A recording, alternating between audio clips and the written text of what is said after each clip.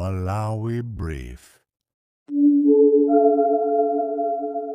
Mu program ya Hot Current pa Times TV ya wiki ino akuwunikira nkhani yokhuzana magesi amene akuvutavuta Malawi muno. Chinanso chimene anakhala pansi nkuwunikira kwambiri ndi nkhani yokhuzana mafuta. Nkhani ya mafuta yavuta, mafuta amene adula komanso sakupezeka. Takhalani pomwepo mumve kuti kodi Hot Current ya lero inali motani.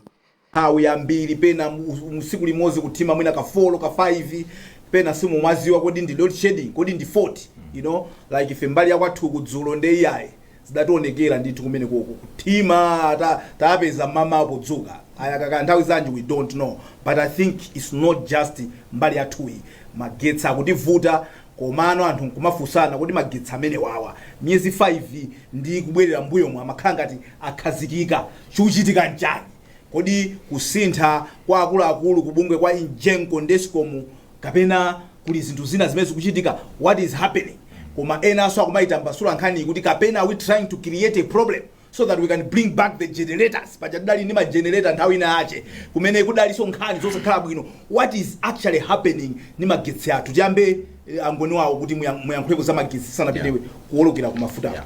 Choyamba, yes, tingosindikiza kunena kuti vuto limene liliko ndithu inu ndine tinali kulilongwe. Yes. Timakagwira ntchito ndipo malo ambiri vuto limene kulilongwe limaoneka ndithu. Yes. So kuonesa kuti sikunokoka chigawo chakumwera ngakhale chigawo chapakati. Yeah. And naona so wina amene amajia ndithu ndikuipasa moto DPP wa chigawo chakumpoto amene anazalemba pa samba lake la mchezo kunena kuti ineyo ndi obviously ndoziwikira kuti amasapota DPP koma nazanena kuti na izi ine izi ndesindogwirizana nazo zokuti amalawi azivutika chonchi nkumakhala mu ndima. This one I don't agree with. Kusonyesa chigawo chakumpoto so kumene konso mafuta amene wafika. So it's across dziko lonse likuoneka kuti mafuta amene waliko.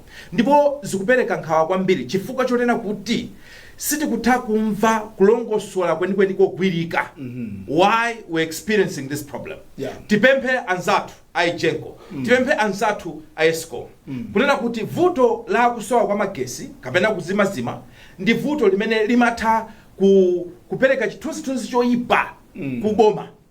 What you should know is vuto la magesi limanyozesa boma. You cannot afford to take it lightly. Ngati pali chinthu chachikulu tiuzeni dziko tiyendere limodzi chavuta nchakuti chakuti.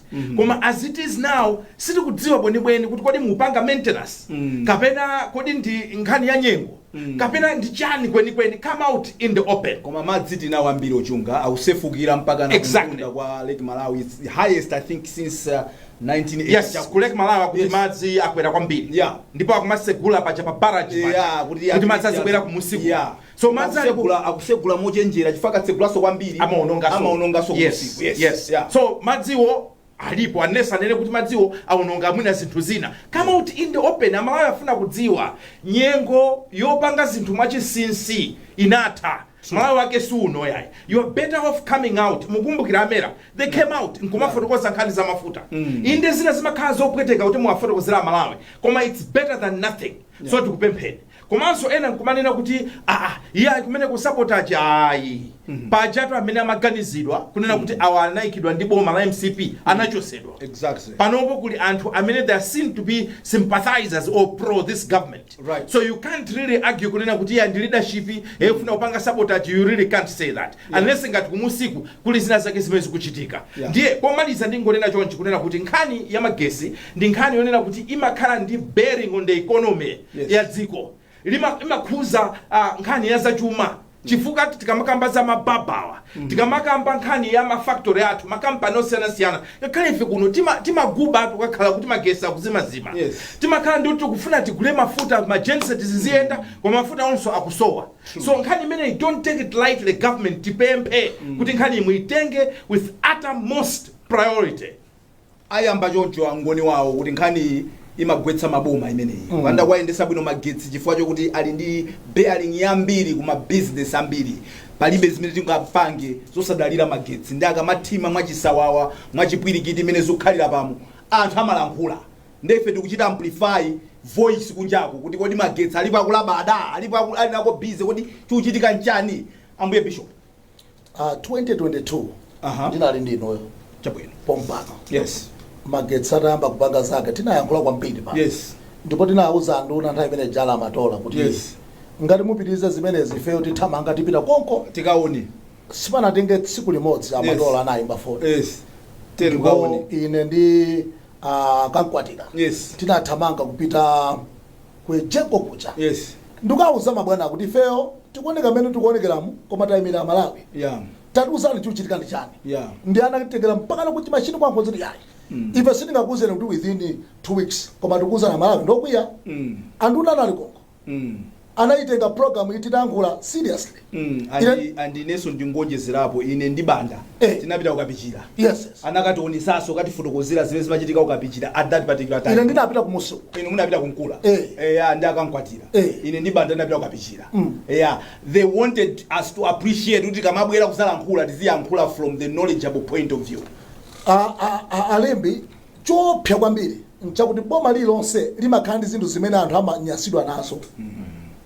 boma lina lonse lingabwere MCP yapita kuli nkhani zimene tasunga mmutumu ngati milandu ya mumtima mwathu DPP itachoka asaganizana nangochoka anachoka ifanya kuti panali zinthu zimene Amalawi anatopa nazo so ife tikudabwa kwambiri kuti zinthu zimene niyo zinapangitsa Amalawi atope nanu inu muchita kuona kuti izi za Amalawi ngakabakani ya magetsi chimodzi ndi magetsi chimene Amalawi ankatopa kwambiri yes magetsi libajena khanga ndi banja ndi DPP khani yakuzima magetsi makhanga ndi banja iyo nthawi ijayenso ngani ya magetsi banja musaiwale kuti magetsi anadzalongosoka atabwera Jospata eyetu mpamene anakonza kumene kuja in 100 days magetsi anabwera ku Malawi koma koyambirira first time ya DPP mavuto awo anali magetsi ababa anabwera achakwera ndi MCP tosala government magetsi atinaona bola ndipo amayaka magetsi abwera ababa magetsi akula ku magetsi sizili bwino magetsi inuyo ndine sitinganyinyirika kwambiri chifukwa ngati akumazima azima zimatengera ndi dera lake ine sitinganyirika kwambiri mwandiyankhana kwa mabwana kwani kuja samathima kwa mabwana kwani kuja ya tinama kuti akuzima kwambiri koma tikuyimira Malawi chabwino mwandiyani kwa mabwana ndikubona chino ngambo chiri magetsi amwembisha ni mumakhala kuomesa makhala kwa mabiki kuti anthu ataiona nyumba yanu utafunza kuti koma munthu isi munthu amasera amwembisha muli ndi chinyumba atu anyway tiye nkhani ya magetsi kunena kuti ndakusokonezani ndiona kwa kunena kuti magetsi fuel ndipo tikamayankhula Malawi akamanena zinthu amaloza zinthu mafuta tona magetsi akuzima boma litatopa nalo they start pointing fingers pa zinthu ngati zimenezi mafandi apembe kwambiri a minister of energy amene pano pasakukhala basi kumene sakukonaso mai Jean Matamba tikwafunira zabwino ndikuapempha kunena kuti adziwa kuti ngakhale kuli Ejenko kuli Eskom koma maso athu pa ifeyo ali pa iwo chifukwa chonena kuti ndi nene za sabotage kuti ine sinokhulupirira simukhulupirira sabotage sabotage chifukwa chani and they could come and say tikudabwa zikuchitika because sabotage imabweretsa ma questions whenever there's sabotage iwo madabwa kuti apa program ya magetsi atima inu simukadabwa munenaso tikudabwa chikutimitsa magetsi ndi chani koma ngati anthu sakudabwa sakubwera poyera there is no sabotage if there's sabotage they must come out ayankhule kuti tikudabwa ndi magetsi ku Mjengo kudali busa ujeni tidzina lundithawa setup achitawo ngati CEO asunthako kwabwera ali abunya Wescom kudali akamkwamba kumwenda KK asuntha kumene koko kwabwera andani pacha bwana amene wamaziziwa kwambiri za magesi chanchani dzina la ula yes is a seasoned engineer yes but so mukukana sunga khali sabotage ngati ilipo abwera anene kuti iya ifeyo tikudabwa chifukwa chonena kuti nkhani ya magetsi ikufunika mofulumira ikhale ndi mayankho ake mwachangu kwambiri chifukwa chakuti pang'ono ndi pang'ono kodi osakuona kuti imene iyi kukumba pena pake William Kaipa thank you very much yes ikukumba pena pake yes pamene sipabwino panafunika mofulumira olomawa atidziwitse kuti sisabotage pali futo lakuti kubwera kuno kuti guys taonani ndi izi kuchitika pali kachitsulo akakusowa mwina mundiyande mukalimu titamange tikapeze akakakusowa tidziwe you said za mafuta anabwera pano anatidziwitsa kuti ayi mafuta takweza tufuna asamatani asamasowe anathera tandulatu ndipo zoona atakweza mafuta sakutani ya ndikungonena kuti ananena kuti takweza mafuta ndiye muri atakweza mafuta sa nthawi atangokweza amapezeka amapezeka ndiye pano tufuna chani panopa imene tikamba imene tikamba so chabwirira tayamba kale tiziphatikiza isezo ni mphamvu zilunduna umodzi magetsi akutivuta tikunena kuti tabwera ndipo oyera mwaudza Malawi kuti kodi chavuta ndi chani makamaka chifukwa pena kwamva injengo makhanga takupanga ma repair works pena kukhanga kuti we've lost some generating power you know they must come out. Then remember tidatesa bungwe la Power Market Limited. Yes. Nebano boma labwerali likufuna lidzuseso bungwe limene la Power Market Limited imene no imakhanga ndiyomwe imagulano magesi kuchokerano ku enjengo iwo ndi amene amakhanga ndogula magesi and ndawawa amene nthawi ja anthu ankana kuti adachita hire ma generator ndawa Power Market Limited iyo so anthu akuona ngati kuti kodi are we trying to create a problem so that we can hire those generators back and then you have problems thinkakhala nawo ya ma generator koma fuso kumati kodi mtsinje watu wachileo nthawi imene kunali atonsewo unasintha machine asintha kuti tikabange create kuti tingoganiza kuti majene mano mugaza juilika njani ambuye bishop mukamafusa mafuso ngati amene wawo kuti magesi omwewa myezi 5 6 7 yapitawa amakhanga takhazikika pano sakukhazikika when we are asking these questions what exactly are we saying zimango tanthauza wina akakugona anthu akugona baba wina akakugona wina ake sleeping at work wina akakugona chifukwa mmene Malawi akuvutikira ndi kuyankhula pa social media. You cannot be comfortable. There's something fishy. Chinga kupangitse kuti ukhale chete. Chimene chinga kupangitse kusayankhula. Ndiye zimene tikuopazo kuti mazata tigule ma genocide akhale backup. Iya ulendo no backup isakale chabwina akhale mudima. Simufuna ma genocide. Iya. Sina ngati kutanthauza kuti anzathu anapanga. Why not asking? Matola kuti ifo Malawi even ma genocide ulitakhala nawo. Diziro wake ndekuti. Yetu. Komanso kodi nokumalawi kuti chimafuna ndi chani. Kuti ino mwakhalapa mupanga program ine ndachoka pabwera munthu wina afusa kuti atsogolera mumapanga bwanji hot current mukakhala bwino paja mmatani mpato kodi nimesema mwana ndilangiza kakhalipo pa mpato mukuona ngati amene abwera wasafusa mafuso aita na matola ndi anzawo matola ndi Malawi konkuno a Joyce Banda anamudalira matola achakwera anamudalira matola osakhala ndi kuganiza kuti mkulu yakozo kabentize rutina timene mwina amayankhula chiyawo ndi anzake kumene mkumamumvera ndikutanthauza kunena kuti oloza Mmaso mangizafuna wayankhula chiyawo analira za sabotage kutika kwabili analia ya sabotage so kumbali ya mafuta tikwenda vile ndingo kumali zitatu kumene kuti mafuta tizolowere vuto ilili kuti litamofulumira ine ndikuyikira budget ya basa kumene our budget has a deficit of 2.6 trillion imene kutanthauza kuti forex yathu ilikalepa mavuto because we don't know where to borrow this 2.6 billion trillion kuti dziko la Malawi likhale bwino ndi ndalama zokwanira ma forex ndichati manena kuti tikhozo manguti humuzi koma kusiyana kweneka kuti koma kokakulira mafutako katolako sakupezeka humuzi yango khaso ngati so kamwayi kokuti tizina mizira let's look at our budget kuti tilibe even cash humuzi tayitsegula yonse bwino okay the challenge imene ndikuiona ndikuona kuti we have adopted what we said is bad we have adopted the sosisa. They say, because the Sosisa had the expansion of budget. Nobody. Amala adopted the Sosisa. Sosteni, Dani, Samuya. The German expansion of budget. In your in Dalama, 10 million. I will budget. So, Mufuna Monjazere.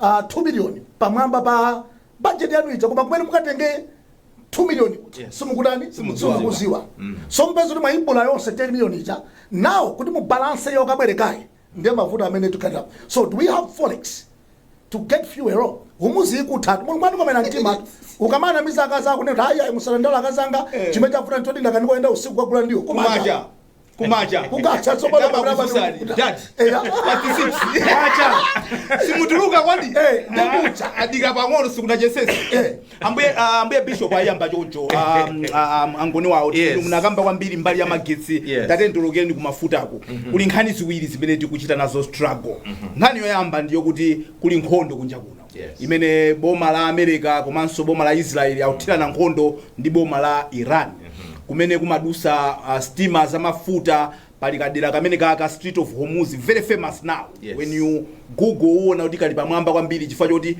akukanganirana kuti katsegulidwe katsekedwe koma kumeneko kumachokera 15% ya mafuta pa dziko lapansi. It's not like the 100% of fuel, only 15% ya mafuta dziko lapansi amachokera kumeneko. I don't know how much of our fuel in terms of percentage yakhuzika ndi nkhani imeneyo. However, tinani nakuti tufuna tikweze mafuta chifukwa tikakweza mafuta tizikhala nawo milengo yomwe inalipo kuyamba ija inali yabodza ndizimene timauzana mdziko munomo mafuta chadabwera akumalizana ndi nkhondo. So I don't know kuti padakali panopa chikutivuta ndi chani, kodi mafuta akuvuta chifukwa chokuti nkhondo ikukanika mafuta kapena even akudra choncho tinkayembekeza tazipezeka sakupezeka chifukwa chokuti mwina ndalama zogulira tilibe. So we trying to find vuto lenileni so tipeze yankho lenileni kuti Malawi azithabe kupeza mafuta. We know kuti supply might not be as usual, but at least samafike pena amene umakhalira muja kuti pena ndithu kupezeratu mwina chigawo chakumwera kunoko dry. Mwina 4 days. Yes, so about 4 days. I've been in over 4 days. Opanda mafuta. You see now. For 16,000 osatiza kumva inayo kugula pa black market 16,000 per liter. Per liter. Wajana mene diesel or petrol? Diesel 16,000. Mafuta amene diesel ndi 6.7 chakuti per liter. Ndio kuti mukonyezera 10,000 yapa mwamba per liter. Osatiza kumva inayo nanga nditani ndikuti ndibwere ku nyumba kwa tizingokhala kuzomba kuli nyumba yanga sinati ya tikule tizibwera ku nyumba. So kumaganiza kuti ndi angati amene angapeza that amount of. So for the 3 days opanda mafuta. So ankwenda vivi ayamba bwino ambuye bishop gani ya mafuta kwa ineyo ndikaiona ndikuona kuti is a combination of factors. Ndikuona ngati kuti si chinthu chimodzi chimene chavuta ndi zinthu zingapo koma kuti mwina aboma they carefully trying to trade mene akuzika mbira kamaso mene akuipangira hando nkhani timanena nkhani ya magesi ija timanena kuti nkhani ya magesi imata making or breaking governments and aboma musaitenge lightly. Tukamba sonkhani ya mafuta kunena kuti nkhani ya mafuta ngati pali nkhani imodzi imene sausa mbiri ya boma la Chakwera inali nkhani ya kusowa mafuta. Modi even siku la chisankho anthu ankachokera pa mzere wa mafuta kumana kuti are you sure munthu amene iyi sakumbukira kuti akuchokera kuti ndiye ndi nkhani yoti njofunikira kwambiri ndipo DPP mukudziwa za kusowa kwa mafuta kuti anthu a Malawi kumawayabwa muutali. Now ino ndikaiona nkhani ndikumaona kuti zonsezo zimene takambazo one ndi nkhani ya supply on the international market kuti kodi supply imene yayimisidwa ija kodi si kuchita affect kaendesedwe kapena kuti kuyenda kwa mafuta kubwera ku maiko maka landlocked countries ngati ziko la Malawi zikumaoneka be ndithu pena pake kunena kuti we are being affected. What government has not come out very clear ndikufotokoza manambala kuti kodi kutsekedwa kwa ukuku kwa kumuzi ife kuti chita affect what percentage. Yes, ifeyo ndi malita zangati amene amazera kumeneku ndipo zimene zonso that information pali gap sitikuzidwa ayi ndi tamangoti homuzi maybe ifeso aife sazera ku homuzi kapena nzoona kuti mafuta athu onse amazera ku homuzi. So come out clear inemona ngati Minister of Energy and Mining anayamba bwino kufotokozera through that press briefing nkhani yokhuzana ndi kukwera kwa mafuta. You can do the same kuti fotokozera nkhani ya supply. Number 2 ndi nkhani ya ndalama sopano kuti ndalama zilipo zogulira mafuta awo ndamakamba ambuye bishop nkhani yokhuzana ndi forex kutenti zinazoona forex is not yet there. Timakamba bunomo kunena kuti long term solutions are forex ife tikudziwa ultimately you don't have to be an economist ifeyo taonea kuonesesa kuti tizigulisa tizigulisa chani chimene tikugulisa kunja chimene chizitipasa ndalama ya kunja mpaka na lero tungokamba beza miyala tungokamba za miyala ikanga tikunotu kuli miyala yambiri akuti tili ndi miyala yokuti takulemera kuno tisakulemera gentlemen and ladies, when do we get on the ground to start mining? Ndikumatumiza miyala imeneyi, ndikumamba pesa forex. Ine nakakhala ngati boma. Nakanena kuti this is a matter of agency. Life The next, yes, exactly. Yes. Now the next kandi zaka ziwiri tionesese kunena kuti tayamba kumapeza forex imene kubwera through mining. Koma ndikumaona ngati we're still dilly-dallying chimangachi. Exactly. So ndikuona ngati kuti tilibe solution yogwirika pankhani ya forex. Ndipo chifukwa kuti tilibe solution yogwirika tikhabe tikuzungulira pankhani imeneyi yopeza ndalama. And without forex, without ndalama zimenezi, mavuto akupezeka kwa mafuta azikhalabe akutivuta ndikutisatira ndikutizunza mdziko muno.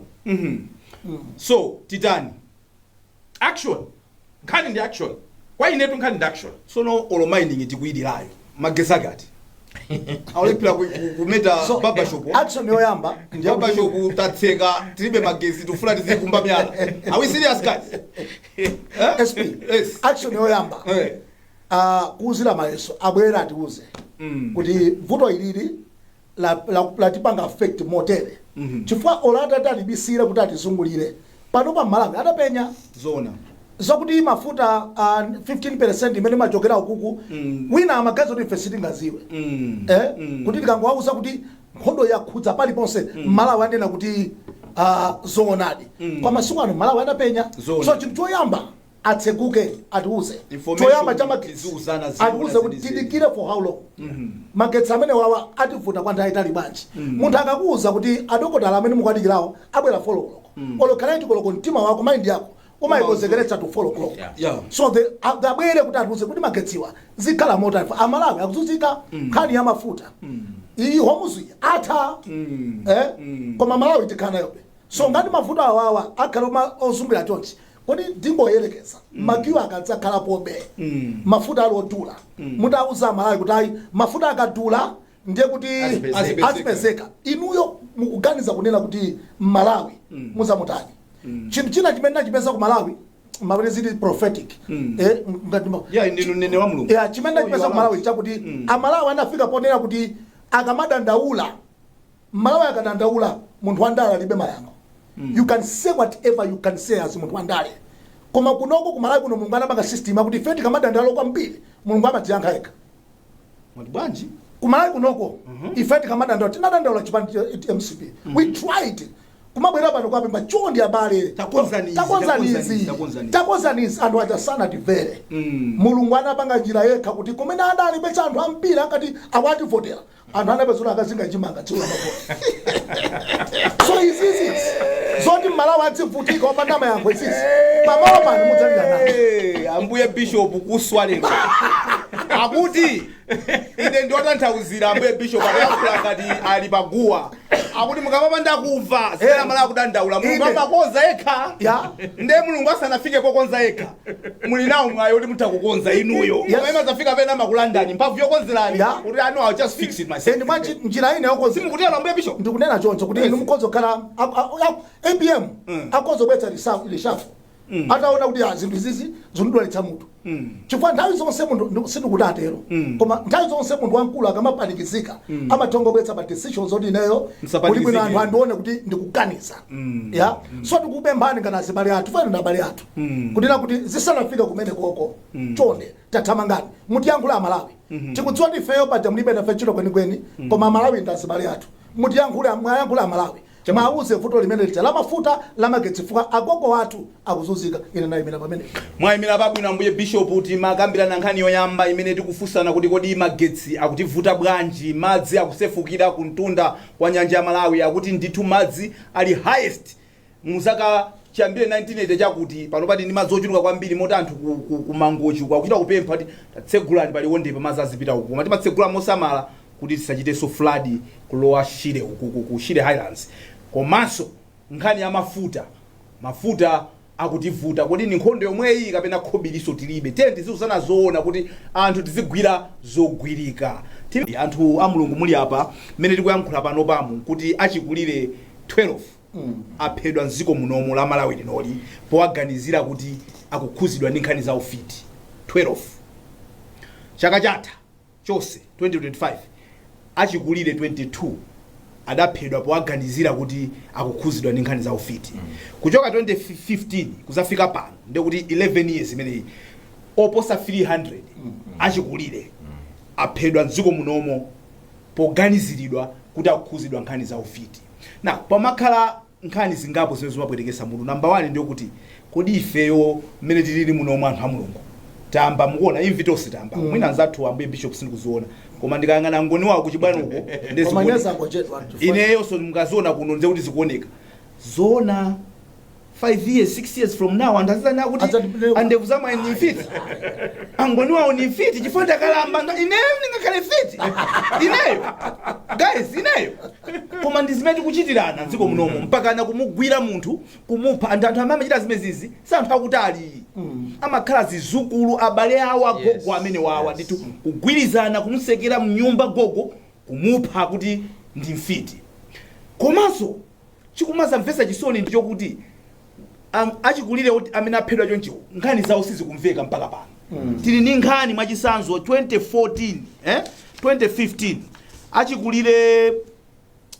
achikulire okwana Phula adaphedwa kumwanza ku 2015 adaphedwa kuneno mpaka lero nkhani zawo sizinamveke kuti kodi adapha ndi ndani ndapanga chani. It's like somehow timanena kuti milandu ya mada imakhala yovuta imafuna ndalama imatani, but we are not doing justice kwa achikulire athu dziko muno. Komanso mchitidwe otengera malamulo m'manja mwathu, mob justice mdziko muno ukutivuta. Now ine nangoni wawo ndachita program pachitatu yokhuza nkhani zimenezi. Munali mavumbuluso ena amene amatuka amene mufa anthu ena amene kuti ena amavomera achikulirewo kuti inde ndimapanga disa ufiti ndeti zipanga nawo bwanji ndeti yambe nkhani imene ambuye bishop ino amipingo nkhani kukhuzaji mukumaya nkhula anthu mipingo tizipanga bwanji nkhani za ufiti ndi munthu kakula chifukwa zikuoneka ngati ukangofika zaka zina zake kuma inawo yambe ufiti. Ndi nkhani yomvetsa chisoni kwambiri kuti Malawi osati ku Africa kuno makamaka osati Malawi kokha kuno tafika Africa kuende tupanga koma ku Malawi kutakuganiza ndi numbers amene tukufika tafika popetsa chisoni kuti agogo athu tikhoza kufika pa japoti mpaka na kuwaganizira kuti amene wawa ndi afiti. Ndimafuna ndipite ku ango ina makulu kuti chimene chikuvuta kwambiri ku Malawi kuno choyamba ndi kumbuli wa kusazindikira za munthu wankulu kuti uli munthu wakakula amatani. Ndikuona ngati pamene popo mpofunika so pata mabungu aja amabwera mbiri aja tisamangothamangira mbali imodzi inso pafunika mmidzi mulowe mabungu amene akozo matenga zidzukulu ndikuwauza kuti munthu akakula amatera mwachitsanzo kuli matenda ena amati dementia. Matenda amene amabwera kwa munthu wankulu dementia ikamugwira munthu wankulu wa zaka 70 80 amafika pena potuka usiku kumangoenda eka even asana vale osa ali maliseche kumangosungulira basi mfiti so mukamugwira simukudzoni munthu ujayo sakudziwanso eni mukamfusa ruma pita kuti alisindi kudzaruma tambali nanga munthu uja ndi wankulu anguti mwinadi. Matenda amene ajawo ndi matenda amene munthu ifewo tikadzakula tidzakumana nazo. So vuto limene akula kwambiri ndiye kuti anthu ambiri sadziwa kuti kuli vuto limeneli limene akuluakulu athu amakumana nalo akakula.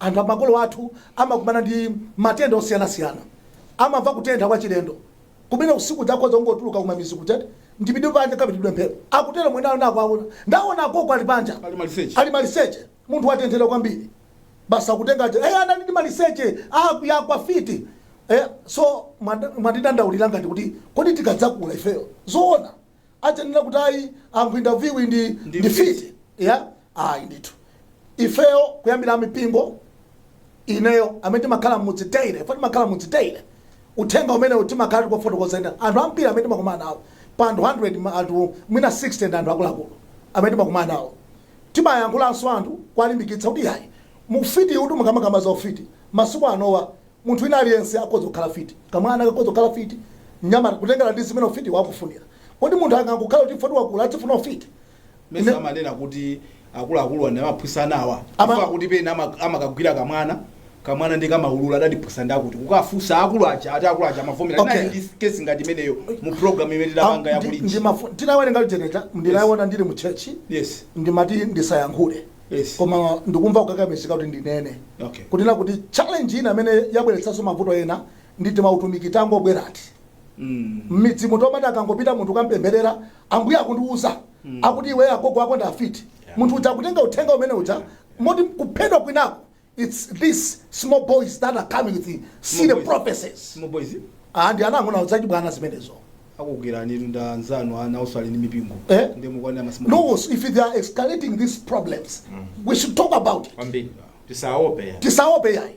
And nthawi zina kudzango kaso ndikakena kake kabonasi koti tisayankhulane kumbali imene ndisayankhule ndine kwa chalichi kuti unaswa zochita basi mpingo munthu kumamuzi wa uyu anaswa zochita kana kuti ndi prophet so zimene iwe waswa zochita basi ufuna kukwatira mkazi basi unamizira kuti ndi opemphera azimayi mabanja akuthetsedwa ndi anyamata amenewo akangoona kuti wakula ukufa amuna ako iweyo samenacha mulungu akundiuza kunena kuti mamuna wako ndi wina samene cholinga akatetsa banja atenge nambala yake amusokoneze so ndi zimene zikapanga zikumakafika mpaka na kumati agogo ako iweyo and prophecy yota agogo ako ndafiti siye dopasa simaje dopasa tu ambuya akundiuza agogo ako ena akamaoneka kuda amakwinya ndego kuankhira wachani sine makwinya amene kwe amanyama na amene wasikulina anyama ambe bishop ndamba chonde angoniwa ambe bishop amba kwakuira ma anyamatawa nkani mene yes small boys nkani mene iyi ili ndi magawa ngapo mene nanenera kulino awaena abale awo amapezeka kuti nditugwirizana kumtsekera gogo nyumba kumutema kumupha mob justice malamulo adziko nosamalola nde kulino nkhani ya makhoti athu zikuoneka kuti nkhani zomva kuphedwa kwa achikulire sizikuyenda makhoti mu palibepo kuti ngaonese kuti kesi idayenda chochidata zimene mwina anthu akuganiza kuti kana khaso mwina amwe kuti kuchita bwino mwina anthu ena bweza ataopa kuti ena akatachita zimene zizi pano ali mjere chifukwa cha zimene zizi then pali nkhani ya ufiti umene how do we handle zinthu zimene zizi evidence yake ndiyovuta kuyigwira ndi manja tizipanga banja angoni wawo ndiyambe ndi anzathu aku judiciary kwapempha mwaulemu kuti inutu you are part of the solution of this problem. You are part of the solution. Mutati nkhani imeneyi ya chilungamo pa nkhani za kuphedwa kwa amalawi akuluakulu chifukwa cha kuganiziridwa pa nkhani yokhuzana ndi ufiti. Mutati niyo mwalowererapo ndi mphamvu zanu zonse ngati judiciary ine ndikukhulupirira kunena kuti zitakutithandiza scaling down these numbers. Chifukwa chonena kuti mukakhala kuti mukupereka zilango zokhwima zimapereka chiopsezo kapena amanena kuti it acts like a deterrent kwa anthu ena amene amafuna kupanga zinthu ngati zimenezo amaopa nkunena kuti akutaja kuneno anapanga zakuti opa zina achitikira zakuti anthu amaopa koma apa tikumva kuti azigogo anaphedwa 2015 kuneno 4 of them mpaka na panopo 11 years later been held palibe kodi tikamakamba nkhani yokhuzana ndi homicide cases ofunika funding kodi tifuna mpaka na anthu akunja atitumizire ndalama kuti fe kunoko tizazengane milandu nchonga chonena kuti chilungamo chichitike koma tikakhanti mamiyambo tinatake koma tikakhanti tisonkhe ndalama billions amapezeka kuti sometimes you ask yourselves kuti ma priorities athu ngati dziko kodi amaenda motani so tikupempheni na zathu aku judiciary kuti you are part of the solution sinufuna ndinene kuti I'm being polite by not saying you are part of the problem. Yes. When you are part of the solution. Yes. Tandizani kumbali imene. Komanso tini mabungwe osiyana amene matamanga ukapeza ma funding kumalemba ma proposal kodi kumbali imene nchifukwa chani timuona ngati kuti sikuti mukuoneka ngati kuti mukupanga mphamvu kwenikweni tikudziwa kuti kuli kabungwe kamene kamayimirira mabungwe osiyana pa nkhani zimenezi za akuluakuluwa koma ndikuona ngati kuti you can still do better. Tapezani ndithu ma resources okuti atithandizire ku chigawo chimenechi. China chimene wafuna kukamba nkhani ya ufiti imavuta chifukwa cha zinthu ziwiri. Choyamba umphawi, chachiwiri umbuli. Umbuli ndi umphawi ndi breeding ground. Combination yovuta kwambiri. Chifukwa tizivomera. Zinthu zinazi zimachitika m'mizimu chifukwa anthu alibe chochita andi mutati muone even achikulire akulu ambiri amene amagadira nkhani imene amakhala ali m'mizimu amene ukhala nawo makolo athu tukhala nawo mtawuni safiti you understand now mungopita kumuzi osanduka fiti umphawiwo ndi umbuliwo combination yovuta exactly combination yovuta kwambiri chifukwa anthuwa akusowa zochita palibe purpose of life palibe china chake chogwirika choti munthu achite ndiye anthu basi mongoenda ntchire umangoona misisi kenaka ndiye uyambadi zomwezo. Komanso kumbali nayi ya maphunziro ine ndimaona ngati kuti we should have taken advantage as a country kunena kuti pamene tili free primary education tiye tionesese kuti anawa pasamapezeke mwana osala pamuzi osaphunzira tiye azipita ku sukulu pamenenso tikukambaso zako ngakhale ku education ku secondary tiyeni anawa tisamanyengerera azipita zikaphunzira. Mukaona kuti the more education increases pamuzi muzaona kuti lesser the numbers okhuzana ndi nkhani za ufiti. Ufiti uliko ndithu ndipo tikudziwa kuti alipo makolo athu ena amene zimene zamazikhulupirira koma ana akamaphunzira amapita back kumudzi kuja ndikuyamba kupanga challenge kaganizidwe kotereko ndikumanena kuti ayi tirekeze ine ndaonapo case ya munthu wati ndi ali HIV positive akunena kuti amuloza koma kupita naye wachibale tu kupita ndikamuyesa kukapeza kuti ali HIV positive sakumwa mankhwala akufa akunena kuti ayi vatilowa amuloza munthu iyayi tamikeni munthu pamayarati azimwa kupeza kuti munthu kumika mankhwala munthu kusinthirana ali bwinobwino. So tiyeni boma komanso ife akuluakulu amene tili ndi maudindo a mizimu maka ife mafumu komanso inu amachalichi tiyeni tilimbikise nkhani ngati zimenezi kuti makosana chonde anthu aphunzire komanso Malawi tiyeni tipeze chochita.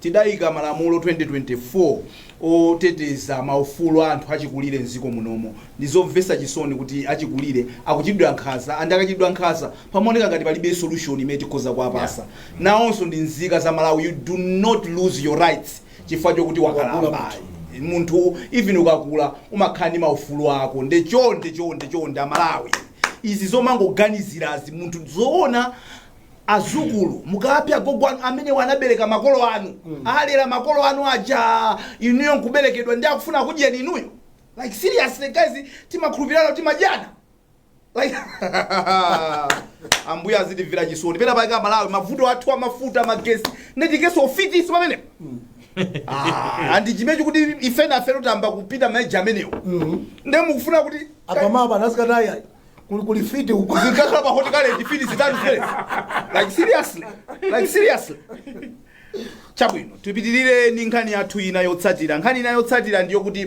ku bungwe la the Anti-Corruption Bureau mene ndi bungwe lolimbana ndi kuthana ndi katangale afuna kulemba mkulu watsopano kumene kuku amene wande kuti abwera ngati ino mkulu watsopano wa Phulu atachoka Mai Chizuma chifukwa chichokeni Mai Martha Chizuma si kudalembedwe munthu on permanent basis umaoneka kuti amakhala ma acting DG. Na tidakalimbana ndi nkhani zakatangale mdziko muno mukuona ngati kubwera kwa mkulu wa ACB amene alembedwe ma interviews akachitika adono ngatachitika kale kuti thandizira ni nkhondo yolimbana ndi katangale kapena tisamakhale ndi expectation kwambiri tizangokhumudwapo. Ambuye Bishop ayi mwachita bwino mwambira paine yes ina sindokhulupirira kuti zitithandiza Anti-Corruption Bureau panopa mwina atachotsa anti uja mkungwa ikateni ene aja kuti akhazene athu kuti apo pakhale anti pakhale you anti enene anti-corruption osati antai sakhala anti-corruption koma ikhale anti azakhali chifanda azakhali ya chipani chimene chalwamba inuyo atsukule anti-corruption asankhidwe chabwino let's tapatse mpata asankhidwe kodi kuna ali Martha Chizuma amene tonse naombera manja ndipo anachoka kwa ombudsman yes ndipo mwana wa nzimayi uja and they can say whatever they want anagwira ntchito yabwino inu munakhala pansi kucheza naye ine ndimayeza ndi Martha mwina 2 hours nzimayi wampha akamakuuza misonzo George akamazili koma Bishop, do you think corruption ingati kumala kuloko? You don't know. When you fight corruption kumala kuloko, it fights back and you don't know. Ine mabilioni ine maona akundifusa kuti mfuna mkhalebo sauka ine ndikubati ayi koma muone zimene amchitikira kuti anapangidwa chipongwe mwana mzimayi ine sindikukhulupirira kunena kuti tidzakhalabe ndi munthu wina amene akakhala wamphamvu kwambiri ngati mzimayi kuti tinakampanga support tapatse mpata abwere koma the challenges Anti-Corruption Bureau yathu ku Malawi imakhala ngati kuti imasaka anthu amene tiyerekeza anthu amene ali pano siyawo mwachitsanzo ngati Anti-Corruption Bureau iyi ndi machine oti abweradi akawatsaka iyambira amalesi kotero imvere ombira manja iyambira kukwitsika kumene kuja mpamene ferezo loka za ntchito osakanga na mbuyo moka pali za aya tiziphatikiza ziyang'ana mbuyo ndi lero chifukwa zile zinampwetekesa mazachuma chifukwa ankafuna kuti kodi iwe uyang'ane kumbuyo kaya uzigwira amene sali mboma uzigwira bwanji amene ali mbomawo amene ali ndi mphamvu ndanamuopseza mzimayi basi tikuthana naye. Koma that was so powerful kuyambira anthu amene ali mboma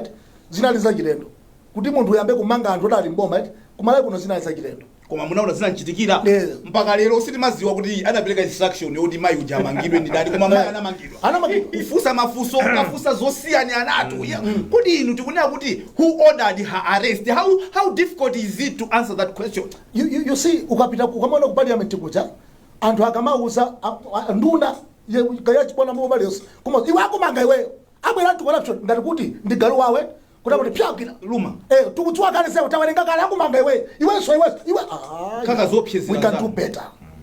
A corruption si lukamba ya boma corruption imayambira kumudzi mafumu teta basi ni mpata anti corruption bureau si anthu andale ndiyo kuchalichi kuna kuda kwini konse sabu yangana mbali mosi koma imafika pajapoti anthu amakhala ngati akangura atu corruption ndela pyakira uyuso mumuyang'anewe tabine jayo anali ndalama so ine ndikuona ngati kuti ndiyambe ndaona kaye makandidate ndaona koma ndo amene asankhidweyo koma ineyo personal sikukhulupirira kuti angakhale pyakira wa dziko lonse akhala pyakira. Bishop ali ndi chikayiko kuti I think anti corruption bureau idatsala dzina lokha singatipindulire kanthu nkhondo yomenyana ndikatangale tidaluza. Is that what you're saying? Tidaluza sidaluze ndatu ina bwanji ngati mkulu wawo amene akuena kuti azitsogola simungu nkhulupirira kuti akhoza kuti pasazutsa ma whistleblowers ndambirimbiri so sitingailuze wamba yayi.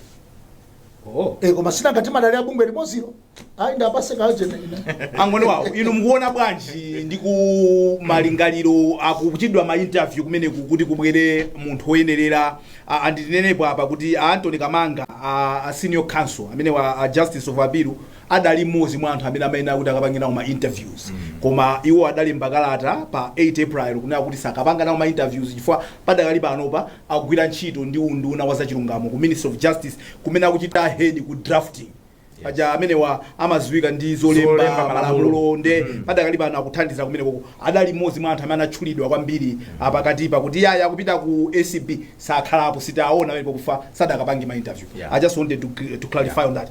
Over to you. Mwina ndiyambire pamene popankhwenda vivi kuti choyamba tiyamikire boma kuti bungwe lofunikira ngati limene lili simkangolemba anthu zanseri basi ngopeza kuti wina walowa mu ofesi anthu pamene akufunsa basi peza munthu ntchito wayamba.